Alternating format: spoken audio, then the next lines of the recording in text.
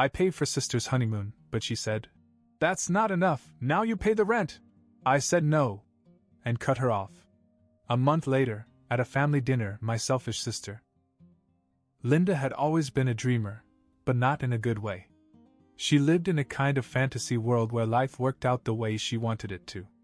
Reality, responsibility, none of that mattered to her. And nothing proved that more than her track record with men. 3 marriages. 3 divorces. Each one quicker than the last.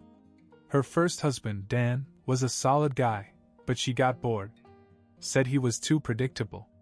Her second, Travis, was a reckless idiot who racked up debts so fast she had to move back in with our parents. The third, Mike? A walking disaster. He lasted barely a year before taking off with her car and maxing out her credit cards. So when she introduced husband number 4, Greg, I already knew how this was going to end. The first time I met him, something was off. He was too smooth, too rehearsed. Everything about him screamed phony, his exaggerated stories about big business plans, his constant name-dropping of people he claimed to know, his way of dodging specific questions about what he actually did for a living. I knew his type, all talk, no substance. Our parents didn't even pretend to care at that point. They didn't go to the wedding, didn't send a gift, didn't even bring it up in conversation. I figured they were exhausted from the cycle. Linda would swear up and down that this was the one, pour everything into the relationship, then watch it crash and burn, only to do it all over again with someone else. So when she called me out of the blue, way too excited for it to be good news, I knew she was about to ask for something. "Jacob! Hey. Are you busy? What do you need, Linda?" She let out this exaggerated sigh, as if offended that I assumed she was asking for a favor. "Wow. Can't I just call to say hi?" "No." She laughed. "Okay, fine, you got me. But it's nothing crazy. I really need your help with something." I already knew I was going to regret this. She launched into her latest fantasy. She and Greg were planning their dream honeymoon in Thailand. 2 weeks, beach resorts. Once in a lifetime. Kind of stuff. "And listen," she continued, "we almost have enough, but we're just a little short. So I was thinking, here it comes. Maybe you could help us out?" I sighed. "Linda, just $6,000. And it's not like it's a gift. I promise we'll pay it back next month. You know I always do." This was a lie, and we both knew it. "You don't have $6,000, but you're going on a honeymoon?" She huffed, as if I was being unreasonable. "We got a great deal. And Greg and I both have plans to start making real money when we get back. We just don't want to miss this, you know?" I wasn't convinced. Our parents had long since stopped entertaining her financial disasters, and I was this close to doing the same. But she kept talking, laying it on thick. "Jacob, you're the only one I can count on. Mom and Dad don't take me seriously, but you do. You know that Greg is the best man I've ever had. This is forever. I swear to you. Forever. Sure. Just like the last 3. But against my better judgment, I said yes. I had a steady job, $6,000 wasn't going to ruin me, and honestly, I just wanted her to stop talking. I wired the money. She squealed like a kid on Christmas morning, going on about how I was the best brother ever, and how she would definitely pay me back in a month. I told her to enjoy the trip, but something in my gut told me I had just made a mistake. I had no idea how big of a mistake it was. A few weeks later, Linda and Greg came back from Thailand, all smiles and sunburns. I thought I'd stop by and see how their trip was going, mostly to remind her that the clock was ticking on the $6,000 she owed me. When I got there, Linda was sprawled out on the couch in sweatpants, scrolling through her phone like she had no worries. Greg was in the kitchen eating a bowl of cereal like it was the only food in the house. The whole place looked off. A mess. Not like 2 people who just got back from a luxury vacation. "Hey," I said, stepping inside. "So how was it?" Linda barely looked up. "Oh, it was good. Not crazy expensive, but good. I frowned. Not crazy expensive? She shrugged. Yeah, we didn't go crazy or anything. I don't know why, but that bothered me. Not because I wanted her to suffer, but because it was too casual. As if the money I gave her meant nothing. Well, I'm glad you had fun. So, about the money. And then it happened. Linda sat up, stretched, and said with a straight face, Oh, yeah? About that, we need more. I actually laughed. I thought she was joking. Good one. But she wasn't laughing. No, I'm serious. We need some help with the rent this month. I stared at her. What? She sighed, as if I was the unreasonable one. Jacob, come on. We just got back and money is tight. You make good money. It's literally nothing for you to help us out. I couldn't believe what I was hearing. Linda, you owe me $6,000. And now you're asking for more?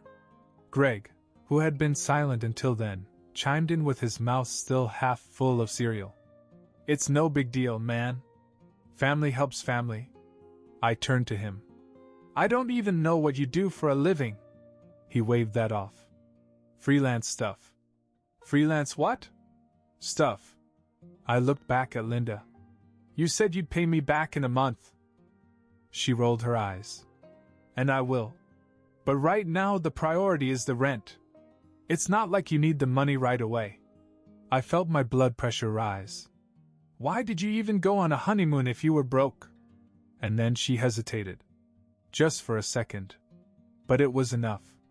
She fumbled for an answer, glancing at Greg. He just kept eating his cereal as if none of this concerned him. I took a step back. You weren't planning on paying me back, were you? She scoffed. Oh my God, Jacob. Don't be dramatic. That's when it clicked. She had never intended to pay me back. She and Greg had never been financially stable. The whole trip had been a fantasy, financed by me. And now that reality was crashing down on them, they wanted me to keep bailing them out. I felt this sudden surge of anger. I wasn't even angry about the money, I was angry that they actually thought I was stupid enough to keep falling for it. No, I said. Linda blinked. What? I'm done. I'm not giving you another dime. And you better figure out a way to pay me back, because I'm not letting this go. She stared at me as if I had just slapped her.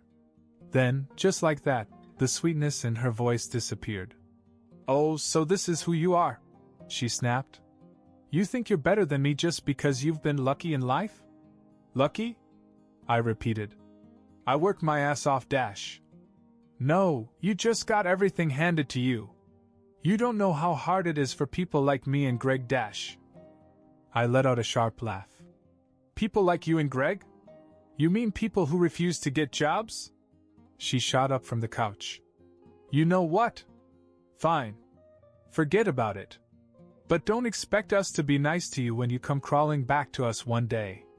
This was actually hilarious. For what? Advice on how to cheat my family? She grabbed a pillow and threw it at me. Get out. I didn't need to be told twice. As I walked to my car, my phone started buzzing. Linda. I ignored it. Then Greg's number popped up. Ignored. Over the next few days, the messages kept coming. Guilt trips, insults, even veiled threats. I didn't respond. Then, 2 weeks later, our parents invited us all over for dinner. They said they had news. I almost said no, but curiosity got the better of me. Besides, I wanted to see if Linda would actually show up after our falling out. Little did I know that I was walking into a disaster. I hadn't spoken to Linda since our fight. I ignored every call, every text, and honestly, it felt good. For once, I wasn't letting her guilt me into cleaning up her mess. So when our parents invited us all over for dinner, I hesitated. But then I thought, maybe they really do have important news. Maybe someone was sick, or maybe they were finally retiring and selling the house. Whatever it was, I thought I should be there. I arrived a little early, hoping to get a chance to talk to Mom and Dad before Linda arrived. I wanted to know if they'd heard anything from her, if she'd even acknowledged that she owed me $6,000. But as soon as I walked in, I knew something was wrong. Mom was in the kitchen setting the table, and Dad was sitting at the dining room table rubbing his temples like he already had a headache. Before I could ask what was wrong, the front door swung open. Linda walked in like she owned the place. Greg huddled behind her. And then, before anyone could even say hello, she was gone. "You know what?" she snapped, throwing her purse on the table. "I'm sick of this family treating us like garbage." I barely had time to process what was happening before she turned directly to me. "And you're the worst of all. You're selfish. You let your own sister struggle, while you sit on your stupid pile of money. You act like you're better than us, but you know what? You're not. You're just a greedy little dash." I held up a hand. "Whoa. What is this?" Mom looked completely stunned. "Linda, what's going on?" Greg finally spoke up, his voice far too casual for what was happening. "It's pretty simple. Jacob owes us money." I almost choked. "I owe you?" Linda crossed her arms. "You refused to help us with the rent, so guess what? We got evicted." I blinked. "How is that my fault?" Greg leaned against the wall and grinned. "You're the one who got us into this mess. If you just helped us, we wouldn't be in this situation." I was too stunned to even answer. Mom and Dad didn't say a word. They just watched, completely shocked. Linda must have taken their silence as approval because she continued. "You think you're a hero for cutting me off?" she snapped. "You're not. You're cruel. And you know what? We're done pretending to pay you back. We're not giving you the $6,000. And there's nothing you can do about it." Dad finally stood up. "Linda, sit down." She ignored him. "You think I care? You think I'm scared? You think you're going to take us to court over this? We don't have money. We don't have jobs. What are you going to do, huh?" Then she turned to our parents. "And you're no better. You've never supported me, and now when I really need help, you just sit there and do nothing." Mom spoke carefully. "Linda, you are not a victim here." Linda scoffed. "Of course you would say that." Dad had had enough. "You know what?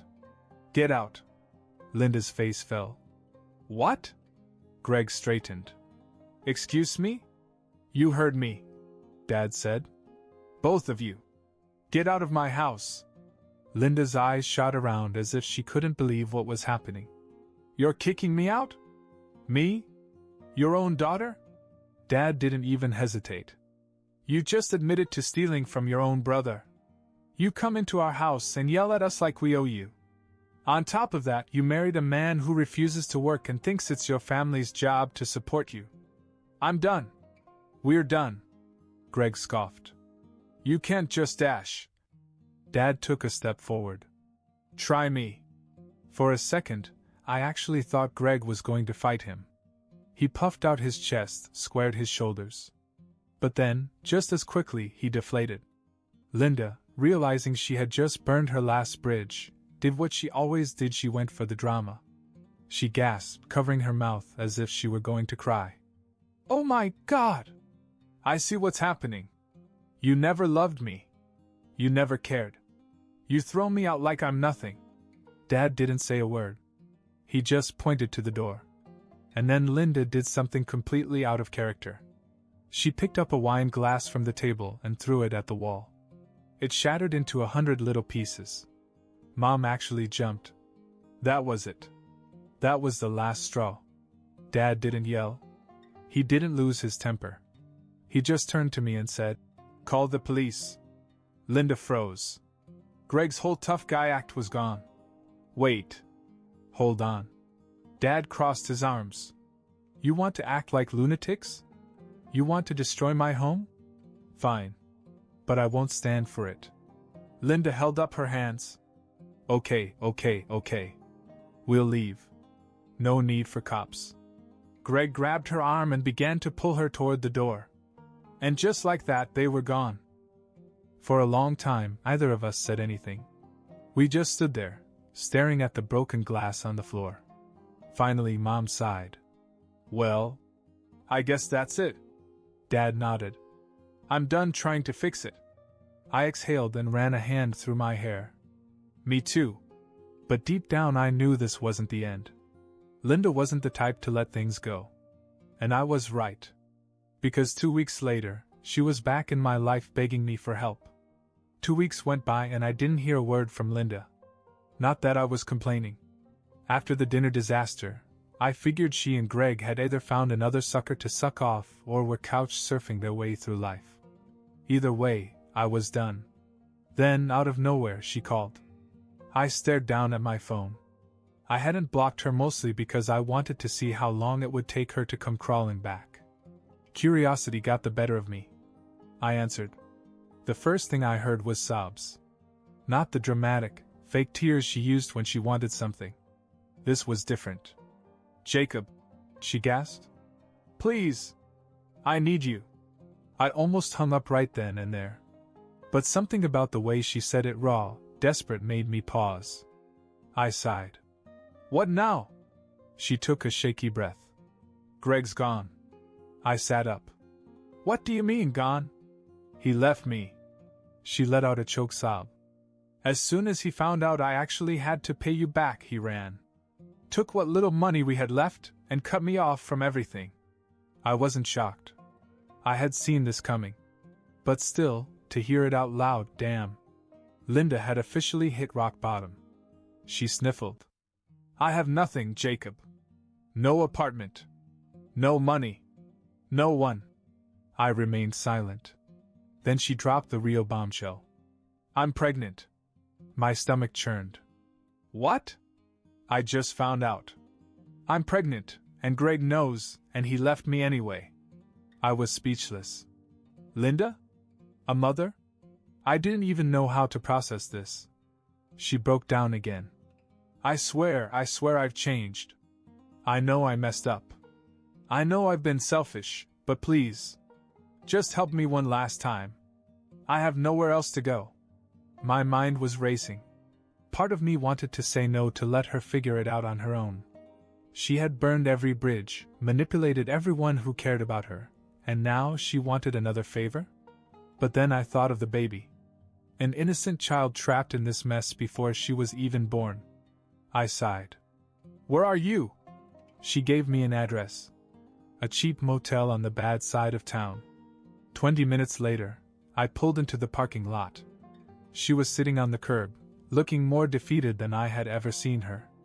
No makeup. Hair a mess. Dark circles under her eyes.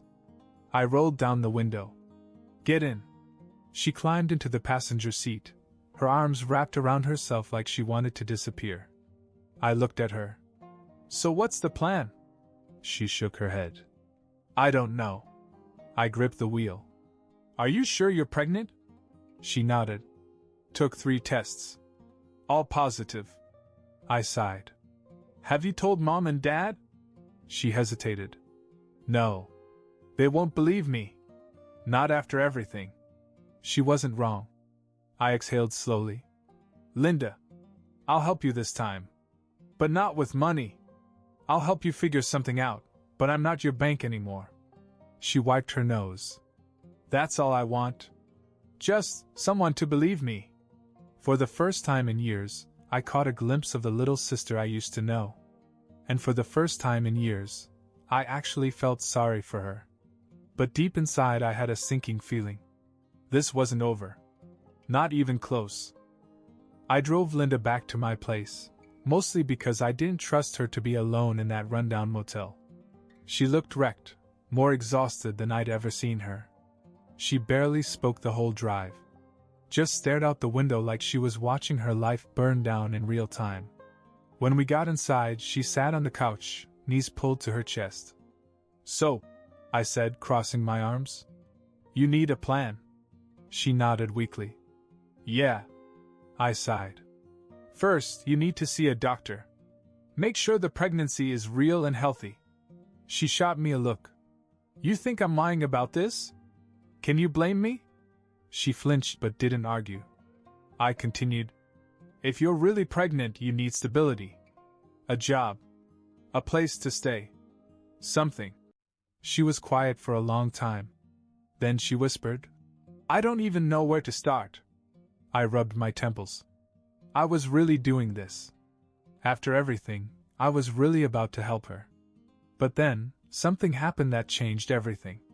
Linda's phone lit up on the coffee table. A text. She didn't react, but I glanced at the screen. It was from Greg. And it said, "Is he buying it?" My blood turned to ice. I snatched the phone before she could react. "Hey!" she shrieked, lunging for it. I held it out of reach, scrolling through the messages. And my stomach dropped. The whole thing was a setup. Greg never actually left. He and Linda had come up with this sob story to get me to let my guard down. The pregnancy? Fake. Just a way to guilt me into helping. I kept scrolling, my hands shaking. Greg. Once he feels bad enough, we'll ask for the money. Linda. I think he's falling for it. Just need to act more desperate. Greg. Perfect. By the time he realizes, we'll be long gone. I looked up at her, my heart pounding. She was frozen, her face pale. You lied, I said, my voice dangerously calm. She swallowed hard. Jacob. You lied about being pregnant? She didn't answer. I let out a short, bitter laugh. Wow. Wow. You really had me. For a second, I actually felt bad for you. Wait, I can explain. No, I snapped. No, you can't. I stood up, gripping her phone so hard my knuckles turned white. This is rock bottom, Linda. I don't care what your excuses are. You're done. You hear me? Done. Tears welled in her eyes. I didn't know what else to do. You shut me out, Mom and Dad shut me out. So you faked a pregnancy? I was actually shaking. You and Greg were gonna scam me again? She wiped at her face. I was desperate. I clenched my jaw. No. You're just a liar. And then, I did something I never thought I'd do. I called the cops. She freaked out, grabbing my arm. Jacob, please. No. I yanked away from her. You're a thief. A con artist. You stole from me, and you tried to do it again. You're gonna learn what real consequences feel like. The dispatcher picked up. I gave them my address and told them I had someone trespassing who refused to leave. Linda lost it. Screaming. Crying. Begging me not to do this. But I was done. 15 minutes later, the cops arrived. They didn't arrest her. She hadn't committed a crime right then and there. But they did escort her out. She didn't even fight it. Just sobbed the whole way. Greg, of course, was nowhere to be found. And me? I stood in the doorway, watching them take her away, feeling absolutely nothing. No regret. No guilt. That night, after the cops took Linda away, I knew I was done for good. No more listening to her lies. No more guilt-tripping. No more saving her. I blocked her number, changed mine the next day, and shut the door on that part of my life. For weeks, she tried everything, emails, fake accounts, even having Greg call me from different numbers. But I ignored it all. And eventually, she gave up. 2 years later, I moved to a new city, started fresh, and never looked back. Mom and Dad cut her off too. They were sad at first, but after everything, they accepted that she chose this life. The last we heard? Greg was still around, still drinking, still refusing to work. They were drowning in debt, constantly getting evicted. Mom told her to leave him. She refused. That was the last time they spoke. I don't know where she is now, and I don't care.